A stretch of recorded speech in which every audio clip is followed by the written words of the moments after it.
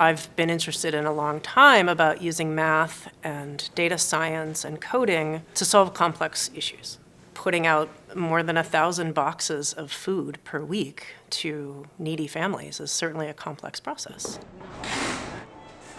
The collaboration with F&M for Power Packs is incredibly important because we don't have the manpower to do what is being provided by F&M.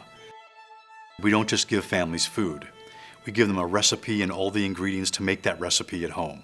My students and I are using mathematical algorithms to try to find kind of an optimal recipe schedule. What recipes do we recommend that they send out, which are healthy, but will minimize the cost of Power Packs? We need to plan these recipes in advance, look at our inventory, look at what we can get. So Christina's bringing the expertise to look at that.